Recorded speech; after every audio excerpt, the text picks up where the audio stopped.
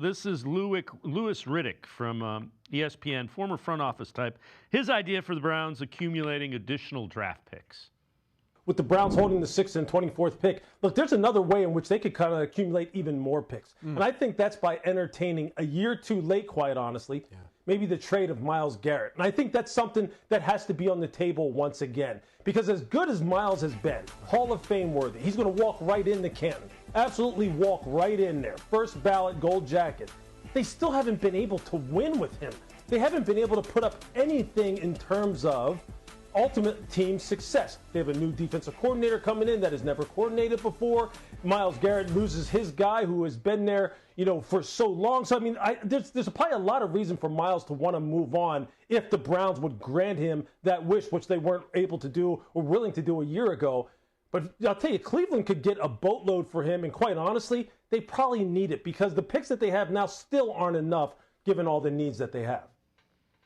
Yeah, Jimmy, I disagree with that wholeheartedly. And again, I like Louis Riddick. I think he's really good at what he does.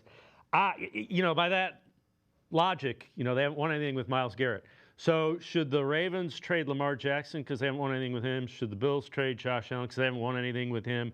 Should the Bengals trade Joe Burrow because they haven't won anything with him?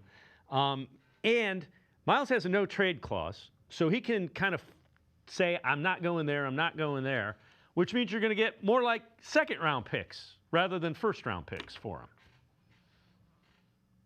Yeah, I feel like it's Groundhog Day. We did this last year, right? Where I do think you can make a case for the Browns to trade Myles Garrett. And by the way, I actually think that if the Browns had a new GM right now, I think the new GM would come in and say, yeah, maybe I need to blow this up. Like, I know it's a good defense right now. I know that there's an opportunity if you can turn the offense around quickly, or you can find a quarterback that maybe you can, in the next 2 or 3 years here, you can build something. But I think a fresh pair of eyes would come in here and say, would be open to the possibility of trading Myles Garrett. The problem is the guy who is part of the reason why the Browns haven't been able to win anything with Myles Garrett is still running the team. And he needs to also think about his own job security. So Andrew Berry is disincentivized to trade Myles Garrett. He needs to. He's been afforded this opportunity to rebuild, but I'd call it more of a pseudo rebuild. He does not have the longest runway to make these moves and turn the Browns into a winner again. So he's kind of trying to thread this needle of a rebuild on the fly, where the defense is ready to win, and it's his job to get the offense ready to win in the next year and a half, 2 years, right? That's Andrew Berry's task right now. And to me, it's also to your point about there's a third leg here.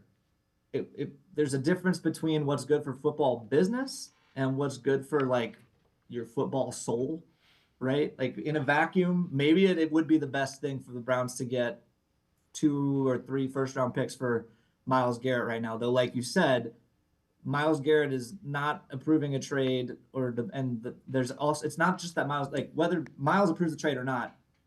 If you're trading for Myles Garrett, you think you can win the Super Bowl, right? It's not a move made by a team stuck in the middle or still rebuilding. So you're probably sending him to a team that's already good.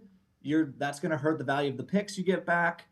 And you can still use those picks to, maybe you can package them and try to move up and get better picks, or you can, hit on some picks at the end of the first round. They're still top 32 picks. Like, those are valuable.